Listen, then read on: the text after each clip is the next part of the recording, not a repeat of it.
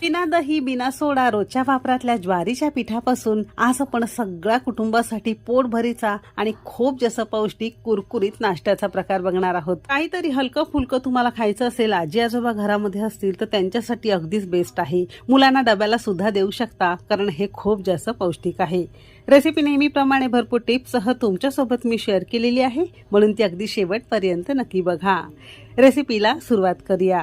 सगळ्यात पहिल्यांदा एक वाटी आणि वजनी म्हणाल तर साधारणतः 100 ग्राम प्रमाणात इथे आपण रोजच्या वापरातलं ज्वारीचं पीठ घेतलेलं आहे। ज्वारीच्या पिठामध्ये खूप जास्त प्रमाणात फायबर्स असतात, एक तर पचायला हलकं आहे आणि खूप जास्त चविष्ट सुद्धा पदार्थ होतात, म्हणून इथे आपण ज्वारीचं पीठ घेतलेलं आहे। ज्वारीचं पीठ अगदी कोणत्याही वयोगटाला चालू शकतं कारण ते पचायला अगदीच हलकं जातं। आता ज्या वाटीने 1 वाटी ज्वारीचं पीठ घेतलंय ना, अगदी त्याच वाटीने अर्धी वाटी किंवा 50 ग्राम प्रमाणात इथे आपण मूग डाळीचं